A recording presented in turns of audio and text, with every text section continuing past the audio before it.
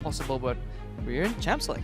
Yes, we are. You cannot be afraid to lose. You have to go for the win. H2K start off by banning the Victor. It's answered from Gambit Gaming with a Maokai and an Azir ban to turn it back. They're really focusing on Betsy this game. Yeah, Ryu casually leaning back in his chair there. They're banning out. They're shooting himself in the foot. He's losing his mid laners. Might prompt an early mid lane champion pickup if you're already targeting Betsy at the same time. Betsy usually doesn't get too much share in Gambit's farm pool. The later parts go mostly to Forgiven, but a lot of it went a lot to Cabochard. So Betsy doesn't get much resources to work with within the Gambit lineup, and on top of that, gets target banned as well. And then the last ban here, Lucian coming out, typical target ban into Forgiven. Forgiven gets rid of the Sivir himself. Champion he doesn't fancy playing all too much. We saw him speak highly of Ashe, said it was a fun champion in the feature.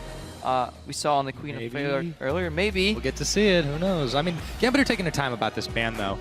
This last one that they've got. But go back to Betsy for a minute. I think he's going to be in a little bit of trouble because not only are the two champions he's played already banned out, yes, he also has a very, very low kill share on his team. He doesn't really get involved as much as some of the other ones. He's actually ranked 8th among mid laners for as much damage he does as a part of his team. I mean, part of that you have to attribute to Forgiven being on the squad, but still. Ryze is now banned away. They just don't want to deal with it. Vice versa, Odoamne is actually the top laner who does the most damage. Now, what is H2K gonna do? Are they gonna first pick a mid laner? They don't have to, because they can leave it for the middle rotation and put the pressure on Betsy. That way, if they take away one of his champions, either if he feels uncomfortable with these little champions, he might actually pick early in the Gambit draft, reveal his mid laner, give Ryu the counter pick, even though Gambit has the purple side. Usually 5th pick is counter pick mid lane in most of the games, but due to the way this ban phase played out, Betsy might actually be forced to take an early pick. That's a bit of a hover. And Thresh, opening Thresh with Alistar open? Yeah, there's a lot open here too. Hello? All the junglers too haven't been banned. I mean, there's a lot that left on the board. Gambit, you know, Diamond Prox had a few interesting jungle choices last week. I think he's going to go a little bit more standard this time around. Not surprised at all to see the Gragas if they do lock it in. And Caitlyn, we may or may not see that. That was what Forgiven would default back to when his favorite champions were banned away or taken. But they don't have to pick this first. Yeah, I want to reiterate on that part where Lucian ban, you used to ban Lucian and Graves, but Graves has fallen so far out of the metagame that he's basically banned without even entering Champ Select, and then Lucian rid of it. And as you said, he used to resort to Caitlyn a lot. He's not afraid to pick it early because he played into anything with a similar style. Gragas, slight nerf on him, but still there. And I believe Lulex actually used to favor Rek'Sai over Gragas anyway, so I don't think H2K will be mad about the way this draft went down. Betsy going for Lulu, he has played that in the past. Passive mid laner, utility focused, and if you look at the way Gambit plays and the way teams with Forgiven played, I think that's quite alright. Betsy adding utility to the two carries in his team, double threat coming out of Cabochard and Forgiven rather, and just taking a bit of the back foot. I like it. I think it's a decent pickup here for Gambit. But as we said, he reveals early, unless it's a top lane Lulu, he already reveals his pick, even though he's on purple side. Yeah, a little curious there. We'll have to see what H2K end up answering with for themselves. I mean, now they can still go for that. Let's pick first blind on the mid lane because we've narrowed the pool so hard. Is that what they do? Not sure yet. Lulex has favored the Rek'Sai a little bit. If they take that and Kalista, they do. I like it. Pedal to the metal. Telling Forgiven, hey, if you want to lane 2v2, we'll take you. Kalista Thresh coming out of H2K. Thresh makes up for a lot of the weaknesses in Kalista. If she gets targeted or locked down, the Lantern comes out to save you, and you can even put the Lantern down first, then use Fate's Call. The tether will not break. Throw Thresh backwards, and then you can immediately click the Lantern and chase your own ultimate. A little bit of a neat trick there on the Kalista Thresh lane. And Forgiven, he's gonna take the fight. Caitlyn does outrange Kalista pretty hard, but the Ashe coming in, just like he said in the feature. Yep. Seems he was telling the truth there, Crepo. He does like the Ashe. They'll also go ahead and lock in a Fizz for Betsy. Arguable flex. Fizz top works, Lulu That's top true. works, Fizz mid works. We've even seen a jungle, but there's a Gragas, so forget it. Yeah, who knows? Teams might be switching it all up. I expect the Fizz to be top, and I expect the Lulu to be mid. But expectations have proven to be wrong before. Time for H2K to give their final answer. Get the 4th and 5th pick in there. Ryu will have to reveal his cards. Find something that could potentially work against both Fizz and Lulu. Still has the potential to counter pick or make a guess.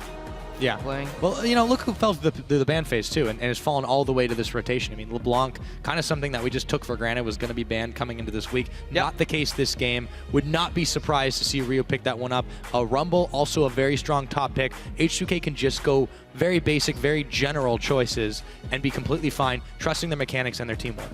Great point there, Pyra, actually, because LeBlanc totally forgot about it. Should have seen it coming in the draft since Victor's out, Azir's out. If Cassiopeia isn't prioritized too much due to the immobility, then LeBlanc's up, and then Lulu is a good pick into LeBlanc. We saw a lot of teams ban out Lulu, aiming for LeBlanc first pick, prompting the other teams to then counter ban LeBlanc in return, and that's why we saw such a high ban rate on her. And so far, good draft from Gambit. Even though H2K targeted mid lanes, they gave Betsy a pick that he can deal, or in theory deal with a LeBlanc in the mid lane. Oh! Okay, so this changes things up a little bit. We already saw Diamond Prox on a Volibear, and that means... I lied. Wait a minute. So I've got the puzzle figured out. Go ahead, go. It's a Lulu I'm not touching Da Vinci Code. Yeah, back to the old days. Or Gragas support. Okay, my puzzle was wrong. My puzzle was wrong. I was gonna say that Lulu went to support. Well, in LCS, it takes until 20 seconds on the timer, and then we'll fill in the puzzle. Gosu Pepper, formerly known as Edward, used to play Gragas support back in the day. I've never liked it. I think it's too binary. And yes, I was right with my puzzle. I was gonna say I don't like the Gragas support at all whatsoever, because I think Lulu will do even better. Even though I'm not a fan of Lulu support, would have still liked to see Lulu play mid, but then again the remaining support would be Fizz, and I guess with the options that they picked, yeah, it's quite alright. Betsy on Fizz.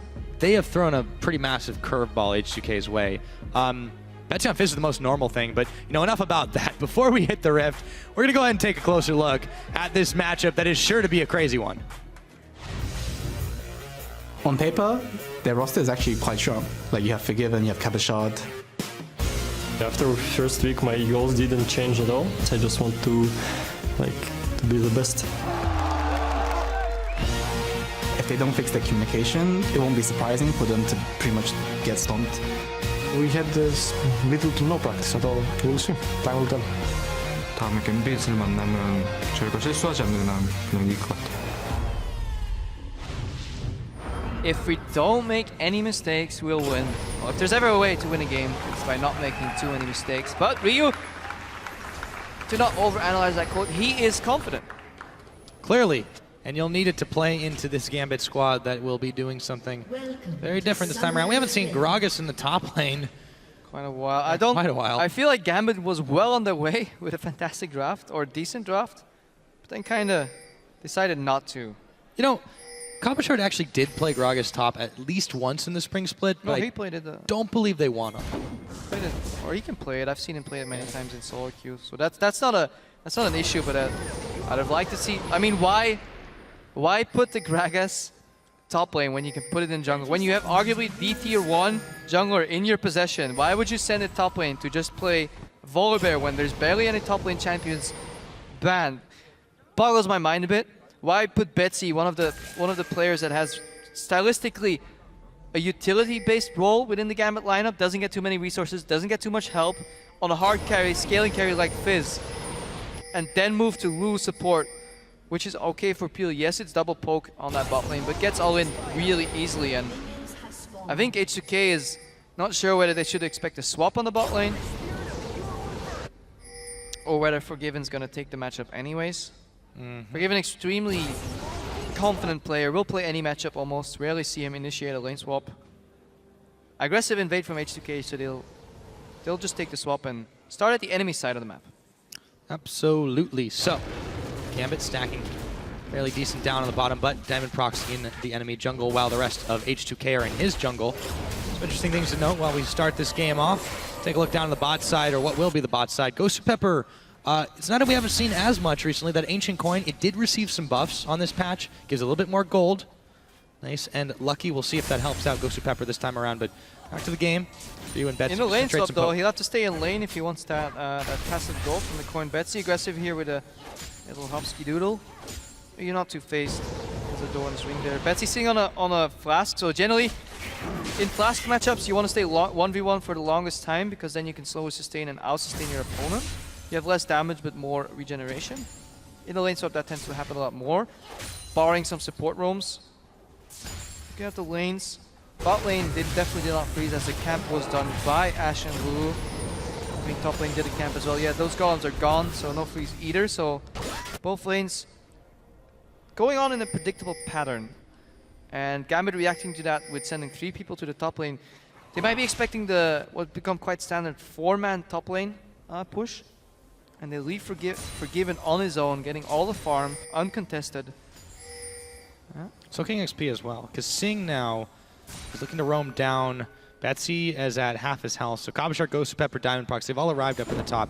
But Yarnan isn't too worried about this. He's going to have to give up his dreams of pushing the wave at the moment, or pushing into the tower at the moment. Or maybe not. He's totally fine. There's a couple of spears. Yeah. They're soaking up this XP, so they're stopping the 4v0. It's good for Gambit to pick up a lot of XP. In return, though, Odoamne recognizes this. He can base and look. Forgiven, he doesn't care.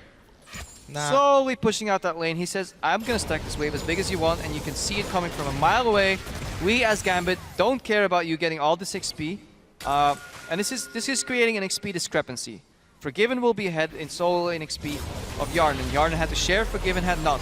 But at the other side of the coin, Odoamne just picked up 2 or 3 waves, whereas Kabashard, generally a solo carry on the Gambit side, lost a lot of experience. He had to soak and share with his team members. So the question becomes here now, for H2K, are they okay with that? What is their plan going forward here? Because this has been sort of a weird start to this game. Both teams are trying to mind game each other, and they end up just mind gaming themselves. Looking at Kalista here, snowballing 80 carry, so it's quite good for Gambit's side that she's kept down a little bit, doesn't get too much impact. But on the other side, you don't really want to feed a Rumble either. 16 CS on Rumble, 13 on Gragas, relatively even in CS, but I think the tail of this game will be experience. In lane swaps, often a stat mistracked. People tend to tunnel vision on gold, on objectives, but miss out on what opportunity cost it brings, and that often is experience, especially on members like support. Ghost Pepper level 2, pushing it to Kasing possibly. Nice to put that ward down. No sense in phase checking. Yeah, and they're leaving Kalista alone in the top lane, and they want to slow down Forgiven's farm here. Diamond Prox. He's got that flip, but they just don't really have that much damage. Diamond's playing a dangerous game here, but now Ghost Pepper's caught out. Has to flash. Right. Forgiven has pushed the wave into the bottom at the moment right now. So nobody picking up that experience. Again, it's an experience game in a lane swap. Denied 4, 5, 6 creeps on Odoamne in trade for Ghost Pepper's flash. So you're not trading objectives here, but you're trading cooldown, summoners, time spent. Everybody has to manage their resources pretty well. Very dynamic game, and it usually shows which teams are slightly better than their opponents. Yep, this is the situation. Here's Lulux. That proved that or not. Forgiven immediately uses his heal. He's burning now, forced to flash away. Ghost Pepper is there, and the teleport. It got cancelled on the top lane, so they're fighting in the top lane as well. So Lulux, it stays a 2v2, and that's secured there, but it's a different kind of 2v2. Yeah, that is vital, because if you gank your top laner, you have the risk of getting teleported upon, but H2K was ready for that, and they cancelled teleport. Big. Really, really big. Yeah, that could have been a lot worse for H2K right now. So, as it is, Forgiven has requested the aid of his support. He's got no summoners, though, on himself right now. So if they decide to hit the spotlight, hit it hard, they might be able to do it. Forgiven now, focused down. Ghost Pepper trying to help, but Forgiven's burning, and he gives up first blood. That one goes over to Odoamne. Ghost Pepper down, too. Double kill on Odoamne, and this is why I think Ashe is a good pick, but she has very innate weaknesses in her mobility. Non-mobile champion. Once her summoner is down, she can get gap closed on. Apparently, even straight through the lane. You're absolutely right. That was a pretty telegraphed play. Lulux recognizing, okay, there's no summoners on Forgiven. They don't have insane damage because they're Lulu Ashe. They're a very poke-centric lane. Odoamne has a whole heap of damage. Lands the Electro Harpoon. Pepper wasn't able to block that for Forgiven. And once he's knocked up and slowed, there is no escaping the Flame Spitter. And 2-0 on Odoamne, picked up the farm early, picked up the experience early. He's ready to become the top lane carry that H2K needs in this game. Nice chains there for Rio. Diamond Prox on the other hand, so he showed a little bit of face in the mid lane. He's been roving around. He started on the opposite side jungle, but what has he really gotten done compared to Lulex this game? I guess the answer is maybe Dragon. That's what they're going to go ahead and start off. Lulex is there, though, on the prowl. They're still pinging for Forgiven as Gambit tries to sneak this. Why did you swap the Volibear in if you had a Gragas? I still don't know. Maybe somebody knows, but my opinion, overzealous. Start the Dragon, get half HP. Diamond back into his jungle. No offensive pressure.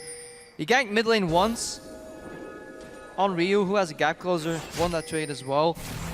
Diamond looking like a bit of a shade of his former self here. Maybe had success with Volibear in scrims. We obviously never know, but so far this showing and last week's, I am not impressed by the pick. And he had his hands on Gragas, and I'm not seeing it, but I might be missing something. He's letting it slip through his fingers just because he hasn't really favored these two Volibear picks. It's leaving us scratching our heads. Diamond procs in this opener on week 2 here, or in this game on week 2. He just hasn't gotten quite as much done. We'll see if that changes, but still troubling for Gambit Gaming. Yeah, Kasing and Lulex hovering in the river, putting some pressure on both mid lane. Betsy goes in a bit too deep, has to go left. Probably make his way out, but we saw whenever Lulex and Kasing hover out of sight, Poke just misses, very barely, so I can continue my point. Forgiven and Edward have to play passively. Whenever Lulex has the threat of closing into that lane on the bot lane, they have to back off and let Rumble farm, so good pressure there. Didn't really translate into anything, but H2K is controlling his game, and it's always showing in the gold, Pyra. Yeah, and I feel like this is the game that they like to play. They want to get to a point where they are just casually able to grab objectives. They're casually able to make Gambit dance to their tune. And yeah, gold lead for them right now. Getting close to about 2,000 ahead. It's really only off the back of those 2 kills and farm advantages, working out quite well as Ryu dodges away from the Chum the Waters, dodges right back in. Betsy gonna take the fight right to him, but he's locked up by the chains. Ignite burning Ryu's health bar away, and his passive goes as he flashes immediately. Meanwhile, tower's taken up top. Yeah, he was afraid of Betsy flashing offensively, putting some damage out that he couldn't flash out of anymore. Spec flash from Ryu, not quite sure if it was necessary. Odoana barely keeping that tower alive. Gambit looking for the cross-map Dragon. H2K pushing onwards, hoping that Cabin Shard Wave Clear is not enough. He likely will have to use his ultimate on the top lane, I guess. Clear that, but that's fine because he's not needed in the bot lane. Yeah, double barrel clear. Stopping that push. Dragon for Gambit. Yeah, not too bad for Gambit. I think they're reasonably happy with this. Betsy won that trade, forced out the mid laner. A lot of people in the top lane. Gambit take up an objective. They're ready to swing that gold even closer. Yes, it's a 2.8k lead, but tower on the bot lane is at about 10 or 15%. Look at that tower, very low. Lulex, though, wants to punish potential greed that's coming. But going to be able to see it, but they know Odoamne is there.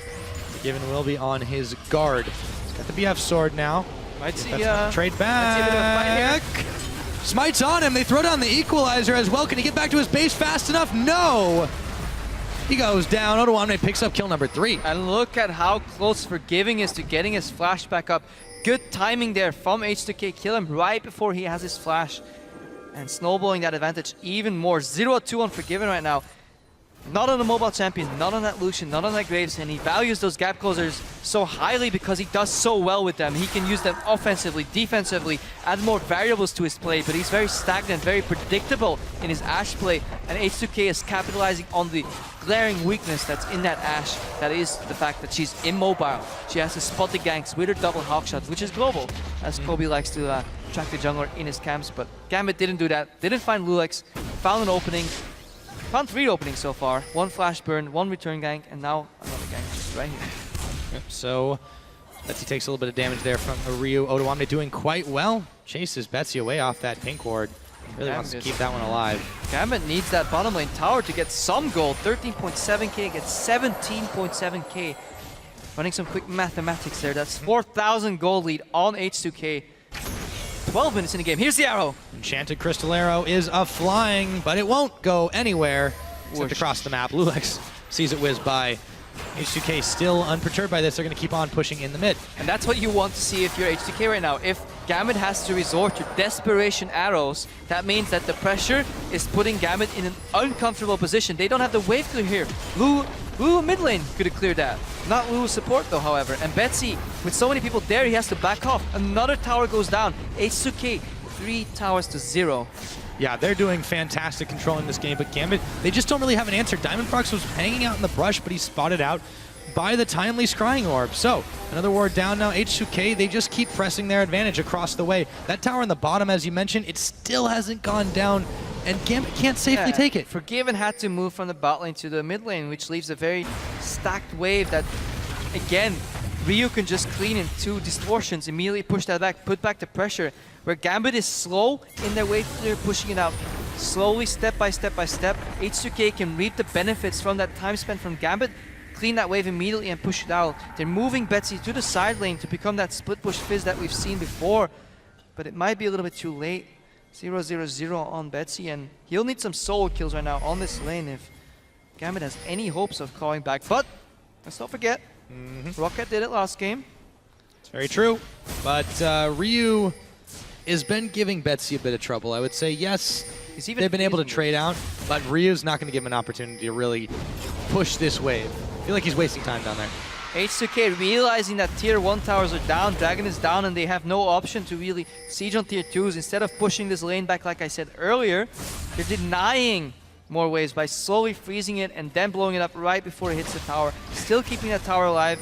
Betsy, again, this is what they call panic plays. That arrow from Forgiven earlier was similar to Betsy's ulti. Yeah, it might hit, but there's a very low chance, and if your enemy is prepared for a hit, you're just opening up for getting countered. Betsy now has no ultimate, so Gambit... He's going to have to make... making anything happen.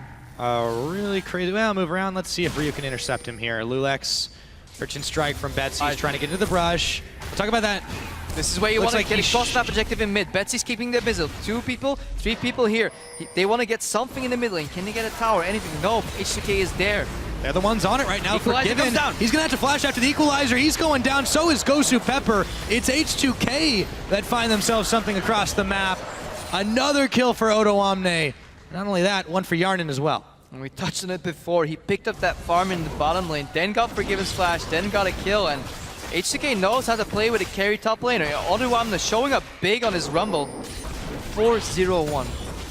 4-0-1 is that score. Now, down in the bottom, Ryu still giving Betsy a bit of a hard time. Lulex is there as well. So H2K taking stock of the situation. They've got themselves 3 towers with that outer in the middle going down. Betsy can hold the line here. They're not pushing it, but now it might change. Betsy, flash, or rather hook is predicted just a little bit. And Chum the Waters onto Lulex. Betsy's looking to finish a kill off here if he can. Wild Gross on him. Kasing. In comes the barrel as Cabochard picks up a kill. Diamondprox meanwhile in the brush duking it out with Yarnin. Betsy will find Ryu, and Gambit have gotten back into this one with a double kill now onto Cabochard. That went about as wrong as it could for H2K, and I think a little bit overzealous by Kasing, wanting to show that he could predict Betsy's dodge pattern. Flashed in aggressively on that tower. Not quite sure why, but Gambit did a really good job capitalizing on that play. Barrel was good as well, and just 3 kills here, and they just got a little bit more breathing room, but even after getting 3 kills against 0, they're still 4,000 gold behind. But this is actually exactly rather what they want to look for. They want H2K to put their hand a little bit too deep in the cookie jar and then close it. Yeah, instead it was H2K's fingers. They got closed on in that cookie jar. Here comes Dragon. It's respawned here. Gambit, though, are waiting for Lulex. Diamondprox chasing him down. Yeah, Doesn't quite play the Rek'Sai down the low. Rek'Sai is like a T-Rex. Don't move, she might not see you. Take 1 step, you're spotted out. The Dragon, however, has not been started up just yet. Too many H2K members here. There's a teleport available for Odo Omne, even though he's off up in the top lane. That's an advantage over on Cabochard. He can't afford, well, he can't really get involved if he goes up top. And if there's one champion you do not want to start a Dragon contest or fight against, it is a 4-0 level 11 Rumble with a very Magic Pen focused build. He has the Soak Shoes, he has the Abyssal Scepter finished just now as well. He has so much magic resistance reduction and penetration, rather, and he will blow up carries. I don't think anybody on Gambit's side has even enough magic resistance to come out positive. No, and that's a real problem here for Gambit right about now. So they're going to just back off, play it safe, give the Dragon over to H2K. That's only their first, so they do get that stat boost available to them to match Gambit's and hopefully make a little bit more use of it. Odo Omne, though, he's having a field day on this Rumble. 4-0. It's just a crazy score to start out, but this is the guy. I mean, Odoamne has the largest share of damage for a top laner on any team in the European LCS, and now we know why. Yeah, I'm just quickly double checking. I think Odoamne is dealing true damage to every member on Gambit right now on Magic, and look at that Flame Spitter. Yep, throws down the equalizer's not going to connect, but Ryu says that's just fine. I'll clean it up. Grabs himself his first kill, and Diamond Prox is knocked away from it all. When a Rumble at this point in the game is dealing true damage to you, you don't want to fight, but Gambit's only way back into this game is somehow getting a pick, getting somehow a fight, because all the pressure is on H2K's side right now. Gambit will look to try and reverse that, but all starts with maybe getting a pick. Diamond Prox just can't catch the Rek'Sai. Well, she just tunnels out every time. Gambit still Even trying to catch has tier 2. Arrow prompted and ready, but if it connects at any distance greater than a screen, it gives H2K enough time to poise and get ready for the fight that they're inevitably going to win anyways. If it connects any slower, the stun is not going to be that high, so a bit of a catch-22 here for Forgiven. Really hard to use that arrow. In the worst case, Kasing can even take it and get Fate called out and just survive it that way. H2K looking to roam between the lanes. They don't want to give an even fight against Gambit. Just uneven numbers, make a pick in the rotation. Let's take stock where the game's at, though, because we're approaching the 20-minute mark in about a minute and 15. Then Baron will become available, but H2K, they still got this solid lead. Kasing still trying to scare him out with the Lantern toss out. Looking at the 280 carries, because this was, you know, we did see the lane swap from H2K, but I don't think it was for fear of Ashe this time around. Forgiven, 0-3-1, he's not really been extremely effective on this Ashe. He's been able to wave clear, and that's about it, to be honest. I'm not quite sure what prompted it. Could have been a predictive lane swap as well.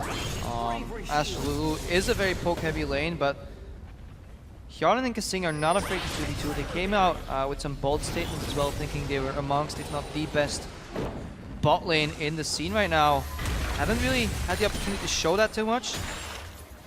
Forgiven obviously wasn't afraid to play that 2v2 because he went down bottom with Gosu Pepper, but lanes didn't happen. H2K macro, a very strong macro level team, has a really good 10 to 20 minute spike into the game with a lot of objectives. Not quite this game because they took all their objectives before 10 minutes. Yeah, and Gambit on the other side, I feel like is a team that's still struggling to kind of find its new identity with Forgiven. You can't afford to make these mistakes and give up these objectives to a team like H2K, because even if they, you know, arguably underperformed, they definitely underperformed last week, they will not so easily give those kinds of things up. And Gambit is finding that out the hard way. Yeah, I'm still so curious why Gambit decided to change up their draft. They had the makings of a good draft. They had the Lulu into the LeBlanc matchup in the mid lane, decided to switch it to support. They had the Gragas jungle, decided to switch it to top. They didn't have the Volibear, which I would have liked to see kept that way. Picked it up anyways, went for the mid, and it's not working. No, it's certainly not. 0-1, he's really not been involved in much. Equalizer thrown down, and Gosu Pepper forces the flash away from him. Fate's call, Kasing, the slingshot doesn't connect on the hook. In comes the arrow. It's going to ping Lulex in the back of the head, but can't really get there in time to do anything. Another tunnel from the Rek'Sai and a Prey Seeker parting shot. It'll mean that Gambit gets nothing off of it. Yeah, Gambit playing so passive that H2K has a hard time finding an opening. Getting a little bored. He's going to burn his flash to get away from the Chum the Waters, and then comes up again. Good, with a Mimic Distort. Gambit's doing what they can here, honestly. H2K is not snowballing their objective. At this point, you do not want to trade your Equalizer for support flash. As juicy and as inviting the opportunity may look to equalize the support in the jungle, if you have an idea that he might have his flash up, it's not worth it. Because it costs you the tempo. You can use that Equalizer to set up for a potential dive, because you have enough damage to pull it off. Put on his back. No ultimate this time. Oh, there we go. Going in. Diamond was able to get the flash and the knockup. They will shut down Odoamne, some much needed gold over to Cabo Shard. So Gambit grabs a little bit back for themselves. H2K looks like a team that's not used to playing with his lead right now. They're a little flustered. They want to snowball it, but they don't really know how. Odoamne is in the enemy jungle alone, getting picked off. Not respecting any wards. You could call it bold. I think it's overzealous. 4v5 right now. Looking for hooks. Ryu's looking for a flank. And this is not the calculated H2K that we've seen before. A little bold. A little bit, indeed. Maybe a little bit panicked as well, as Gambit are forced to back away. Now in comes Ryu. 45, the teleport is up. Yep, looks like he might have missed that combo, but Double Lulex knockup. won't. There we go. They managed to get that one, but Big Earth comes out to make Lulex turn back. Diamond Prox now healed up, but he's going down to Yarn, and they've caught Cabo Shard on the line. The Fat Man makes a big target as Odoamne is picked off. We've got another double kill coming in for Yarn, and Betsy will take down Odoamne, and that's a triple kill. Betsy and Gosu Pepper limp away. Yeah, Kalista was nerfed a while ago in her defensive hops, but Yarn doesn't need them. He keeps hopping forward, and they're still exactly the same. Gets up a triple kill right there. Odoamne, again, a little audacious flash, flashing in tower range, getting turned immediately anti-seed, but it was enough to buy time for Yarn to get going. Blade of the Ruin King and Renon's Hurricane finished already. Whole heap of damage. Whole heap of damage, yes Let's indeed. watch that Let's again, take a a look little at that. slower. So things to watch out for this fight is Lulex double knockup that's about to come in here. Rio misses chains, but it's zoning chains. Either they hit or people are forced to walk into Lulex. Double knockup, good. I want to keep my eyes on the Yarn in here rather, see what he does.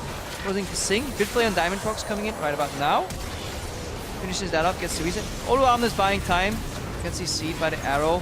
The Sing finishes off the passive on Kalista. Even if your support gets the kill, you can still get the credit on Kalista if she has the W passive. Meanwhile, Dragon goes down for Gambit in return. Just want to stress on that point one more time. If you have a support that's always stealing your kills, try to play some Kalista. She applies that passive, and then the support supplies the other half, so to say, romantically speaking. Then the 12% maximum HP damage comes in, and the kill credit goes to Kalista. That's what happened right there. Triple kill for... Big matchup. Yeah, perfect matchup. Really good synergy in that matchup. Have liked Yarn and Kasing's performance this game in particular, and you know, again, H2K, as we said, not without the mistakes. They maybe are changing it up a little bit on the fly. It was talked about. I mean, you know, Trevor said on PTL they need to think outside the box a little bit. They need to vary up a little bit, but right now they're doing a lot of things right. Gambit can't really react to too much, but they are pinging on the Baron. It's not going down fast enough. Gambit Gaming should be able to scare him away here, and they do. Ryu's a bit out of mana. Looking to close it on Cabashard. He's mobile. They're going to throw in Kasing. I heard the Fate's call. Yep, there it is. They're throwing him in. They have found him. Explosive cast, but the hook will pull him. The box will keep him, and Yarnin should be able to take him down. Yep, that's kill number 5. Yeah, definitely heard that Fate's call come out. I think Gambit too, but it was too late to back up there in the mid lane. Arrow coming in. And flying off into the distance. Yeah, pretty much. 0-4 and 3 on Forgiven. Not quite has the hit rate on the arrows that he would like, so tough game for him. And he is one of the prime carries on the Gambit lineup. Rio going for Fog. Oh my god. Equalizer is one way to put it. Goodbye, Gosu Pepper. Baron is the next target in H2K sights, but is this a little bit too bold? Forgiven, Betsy and Diamond Prox are still here. The bear is caught. They peel off the Baron. The bear's going down. Earth comes up, but Odoamne is still kicking, and H2K are right back on it here. Can Betsy and Forgiven stop this Baron? No, they're not even going to try. Just watching from the sidelines as Odoamne nearly gets taken down, stays alive, and they back with the prize. And we've said this before, but we haven't stressed it. This game, Kalista is an incredibly potent pick when it comes to securing objectives. Even if your smite is down, the rend stacks are enough. Goes up to 1,000, 1,500 damage later in the game, and that's enough to secure any Baron, so you can comfortably do it. And that's why H2K was so liberal with their Baron right there. They didn't care that Gambit was around. If they came too close, they would turn around. Good hook by Kasing. Nice opening, turn back to the Baron. They're tanky enough, have enough sustain, or sustain damage rather, to keep doing that Baron. And yeah, putting some nails ready to get them in the coffin. Not quite yet, 8,000 gold. Service having a little fun tracking Rek'Sai. So now H2K, what do they do with this Baron buff? They look to maybe pick off Diamond Prox. Ryu goes forward. Kasing still there, holding onto his hook. The flip up. Diamond knows his days are numbered. And Ryu just takes him down. Man, I am loving that he's gone back to playing these assassins. Kasing is in his comfort zone. If you didn't see it, what he did there is to put the lantern. Once Ryu clicked it, he flashed forward to give Ryu another gap closer, but he adds another hook. Yep. Oh, chum the waters. It's not going to matter too much as Ryu just Kites around a bit, and Betsy gets taken down by Yarnin. Flash over the wall. H2K are on a roll. Ryu is looking confident here as he picks up another kill. Forgiven now is the last man standing. Ryu throws down the Zhonya's. Forgiven has to back to the safety of his fountain. The inhibitor is all gone at 27 minutes into the game. H2K extend the lead again. Because Singh is such a fun player to watch once he's in his comfort zone. He's not afraid to make those plays.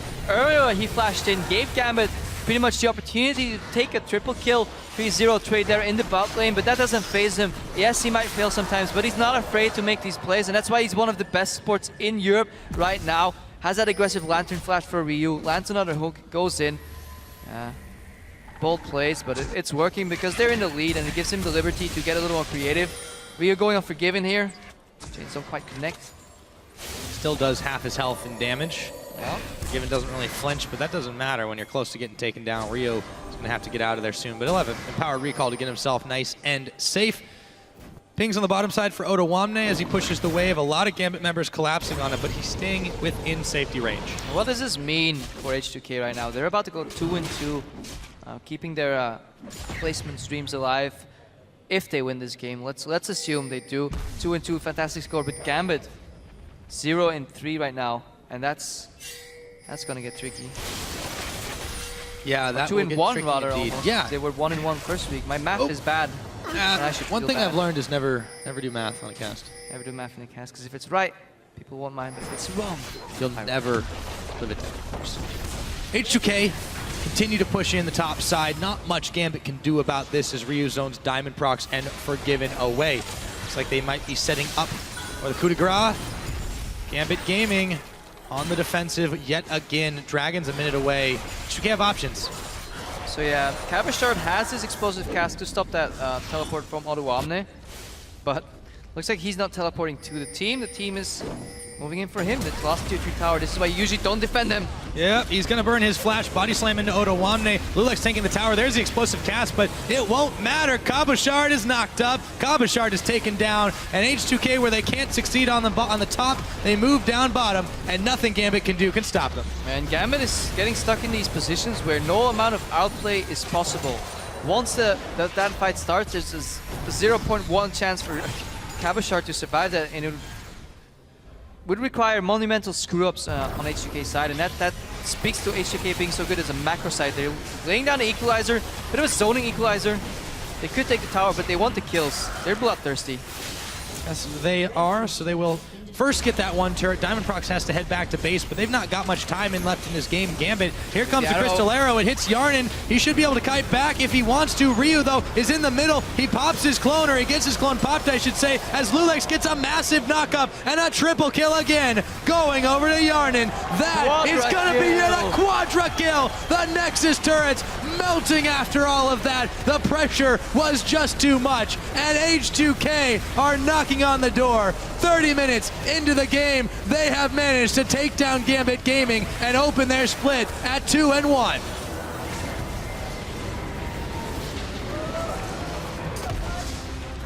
Yeah, very convincing win here by H2K, and Gambit. Yeah, 0-3 at the start of the European Spring Split. Definitely not a place you want to be in. We've seen teams come back to this before. Elements have started split 0-4 and came back. But what else can you say, though? H2K, they seemed a little off their game last week. They still came out 1-1. Over this Gambit team, though, they made few mistakes, capitalized on whatever they could get, and basically just rolled over Gambit. Yeah, and that man right there, he was happy. Ottawamne, what a stellar performance on his Rumble. He said it before in an interview, he used to play a lot of tanks, defensive. He was the rock his team needed to rely on, but yeah, they trusted him enough to open up his champion pool. He bought the Rumble, not the first time. Did well so far on pretty much every game I can recall. And yeah, at one point, I can't stress this enough. He had the Sword Shoes, the Abyssal Scepter, and the Haunting Guys. That's roughly, if I do the math correctly, and I think I do, that's 50 magic pen / reduction if you're fighting. So you reduce 50 magic resistance of your opponent. I checked it in game. At that point, none of the Gambit members had over 50 magic resistance, which means essentially Ottawamne was level 11 and dealing true damage.